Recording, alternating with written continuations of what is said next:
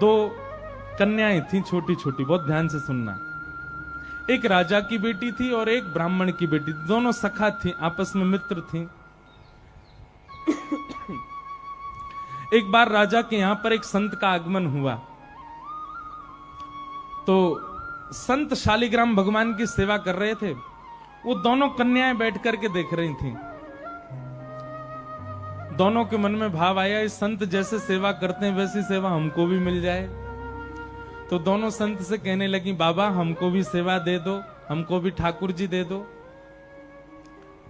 तो संत ने मन में विचार किया, छोटी छोटी कन्याएं, ये क्या जाने असली नकली क्या होता है। उन्होंने शालिग्राम जैसे दिखने वाले चिपटे 2 पत्थर लिए और दोनों कन्याओं को दे दिए। दोनों कन्याएं बड़ी प्रसन्न हो गईं, बोले वाह हमको ठाकुर जी मिल गए। दोनों ने गुरुजी से पूछा, गुरुजी इनका नाम क्या रखें? तो गुरुदेव ने कहा, तुमको जो प्रिय लगे वो नाम रखो इनका। तो कन्याएं जो वो बड़े चिकने से पत्थर थे, तो एक आध बार हाथ से फिसल गए। तो एक कन्या ने कहा, बोले इनका नाम रखते हैं सिलपिल्ले भगवान। कौन से भगवान? और दोनों ने अपने ठाकुर जी का नाम रख दिया सिलपिल्ले। ये कोई ऐसी कथा नहीं, भक्तमाल जी में कथा है ये। तो सिलपिल्ले भगवान, दोनों कन्याओं के सिलपिल्ले भगवान हो गए। अब दोनों कन्याओं के साथ में कैसी घटना घटी? तो जो ब्राह्मण कन्या थी, जो थोड़ी बड़ी हो गई, सिलपिल्ले भगवान की सेवा करती थी, उसके 2 भाई थे। दोनों भाइयों में विवाद हो गया, दोनों भाई अलग अलग रहने लगे। एक दिन विवाद के कारण बड़े भाई ने छोटे भाई के घर में आकर के लूट मार करी, उसको मार पीटा और घर का सारा सामान हड़प के ले गया। उसी सामान में बहन के सिलपिल्ले भगवान भी ले गया। और बहन तो बेचारी रोने लगी, उसके तो ऐसे प्राण हो गए मानो बस अब जीवित ही नहीं रह पाएगी ठाकुर जी के बिना।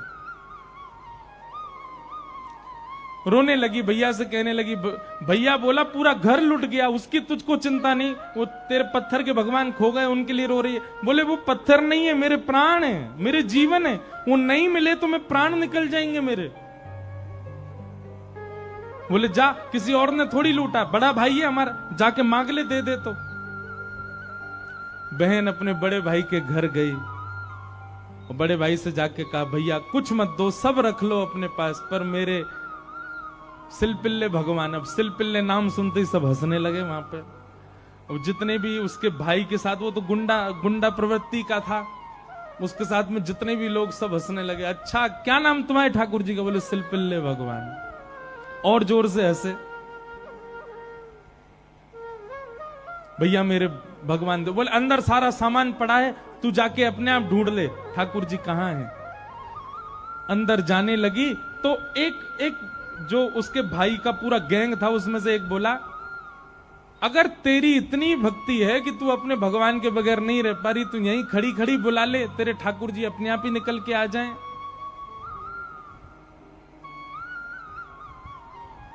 ये बात उसके प्रेम पर मानो प्रश्न चिन्ह लग गया।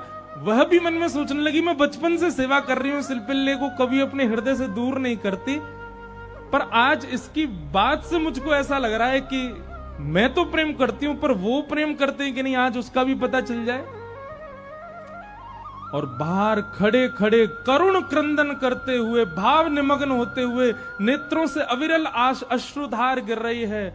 हाँ नाथ, हाँ मेरे सिलपिल्ले नाथ, मेरे पास आ जाओ। दोनों भुजा उठा करके जैसे ही रुदन करने लगी, कक्ष में से वो सामान्य सा पत्थर जिसकी वर्षों से सेवा कर रही थी, वो अपने आप उछट करके आया और उस कन्या के हृदय से आकर के लग गया। बोलो सिलपिल्ले भगवान की। और महाराज ये देख करके भाई और उसका जो पूरा गैंग था, वो सब आश्चर्यचकित हो गए। परिणाम ये हुआ कि सब लोगों ने अपनी सब सामग्री जो उसके भाई की लूट ली थी, सब इकट्ठी करके दे आए। बोले भैया हम तो ऐसी समझते थे, पर आज वास्तव में हमने भक्ति का दर्शन किया। अब राजकन्या जो थी, उसके सिलपिल्ले भगवान, उनके साथ कैसी घटना घटी? कन्या का विवाह हुआ और जिस पुरुष के साथ में विवाह हुआ वो किसी भी रूप से भक्त नहीं था, ना वो भक्त था ना उसका परिवार भक्त था। कन्या ने विवाह के लिए मना तो किया पर माता पिता नहीं माने, विवाह कर दिया। अब वो तो बस अपने सिलपिल्ले भगवान को हृदय से लगा के रहे, बोले कि मुझे पता है ये मेरा पति और ये परिवार पूरा जो है ये बिल्कुल भी भक्ति भाव इनके चित्त में नहीं है, पर नाथ बस आप मेरे साथ रहोगे तो मैं पूरा जीवन निकाल लूंगी। अब जिससे उसका ब्याह हुआ था वो तो काम क्रोध लोभ मोह सब था उसके अंदर, वो तो इसी कारण से विवाह कर रहा था, भोग वृत्ति थी उसकी। लेकिन कन्या के चित्त में यह भाव था कि भाई ये वैष्णव नहीं है, इसको तो मैं स्पर्श भी नहीं करने दूं अपना।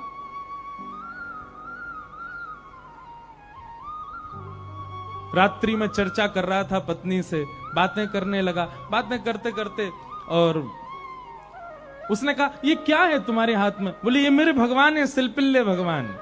उस सिलपिल्ले नाम सुनते ही इतना हंसा, हंसते हंसते बिस्तर से गिर गया। बोले कौन है? सिलपिल्ले भगवान। बोले आप हंसिए मत, ये मेरे ठाकुर जी हैं, मैं बचपन से इनकी सेवा करती हूं।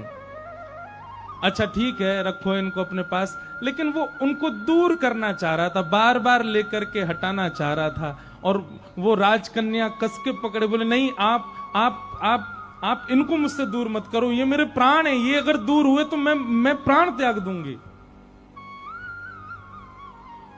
1 दिन 2 दिन 4-5 दिन बीत गए, लेकिन वो ऐसे ही रहे, सिलपिल्ले भगवान को हृदय से लगा के रहे। उसका यही था कि मैं पूरा जीवन इनके साथ नहीं रह सकती, पर आप रहोगे तो मैं रह लूंगी।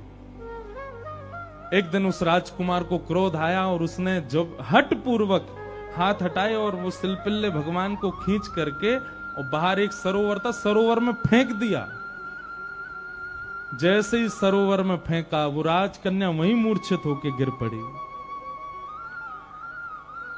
पूरा परिवार इकट्ठा हो गया, सब लोग सोचने लगे, बोले अरे ये क्या हो गया, इसके कहीं प्राण ना निकल जाएं, पूरे गांव में हमारी निंदा होगी, इसके पिताजी बहुत बड़े राजा हैं, हमको कारागृह में डाल देंगे। क्या किया तूने?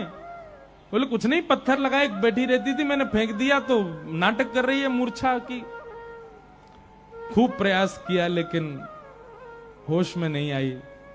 जैसे तैसे होश में आई, वैद्य के बुलाने के बाद उठते ही मेरे सिलपिल्ले कहां हैं, मेरे सिलपिल्ले कहां हैं। गोताखोरों ने जाकर के पूरा सरोवर ढूंढ लिया लेकिन ठाकुर जी नहीं मिले। अंत तो गत्वा वही सरोवर के किनारे आकर के बैठ गई और रुदन करते हुए बोली, हे मेरे सिलपिल्ले नाथ, यदि मैंने वास्तव में बाल्यकाल से आपको अपना प्रियतम मान करके भेजा हो, आपकी निष्ठा से सेवा की हो, तो आप कृपा करके मेरे पास आ जाना। और यदि आप मेरे पास नहीं आए तो मैं एक क्षण और चिंतन नहीं करूंगी, तुरंत अपने प्राणों का परित्याग कर दूंगी। उसका पूरा परिवार खड़े होकर के देख रहा था। जैसे ही उसने कहा कि हे नाथ, यदि आप नहीं आए तो मैं प्राण त्याग दूंगी, ये बात कहते ही हाँ नाथ, हाँ नाथ, हाँ नाथ करुण क्रंदन करने लगी। तुरंत सरोवर में से अपने आप सिलपिल्ले भगवान निकल करके आए और उसकी छाती से आकर के लग गए। और ये दृश्य देख करके परिवार पूरा जो था वो तो नतमस्तक हो गया और उस कन्या को वापस उसके घर ही छोड़ आए। बोले भैया ये इतनी ऊंची श्रेणी नहीं है हमारी कि हम इसके साथ रहें, हमसे अपराध बनेगा यदि हम इनको अपने पास रखेंगे, तो ये तो हमारी कोई गुरु स्वरूपा है।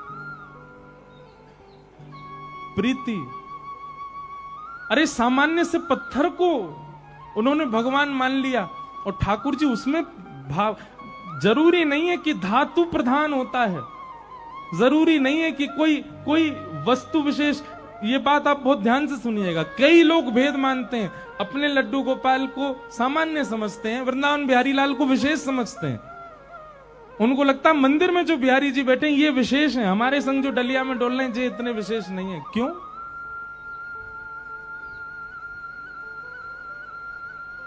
ये भेद दृष्टि मत रखो।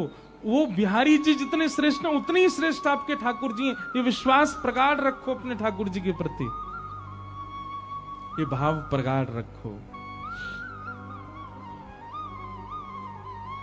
तो भैया संसार में हर वो वस्तु चली जाएगी आपसे दूर जिसको आप स्नेह भरी दृष्टि से देख लोगे। इसलिए स्नेह भरी दृष्टि से देखना है तो केवल ठाकुर जी को, उनकी लीला को, उनके धाम को, उनके प्रसाद को और उनके जनों को ही देखो। और या फिर जिससे स्नेह हो रहा हो, चाहे वो पुत्र हो, पुत्री हो, माता हो, पिता हो, मित्र हो, यार हो, कोई भी हो, उसको भगवत भक्त बनाओ। क्योंकि भगवत भक्त बनने के बाद उससे स्नेह हो तो भी वो स्थिर तो रहेगा।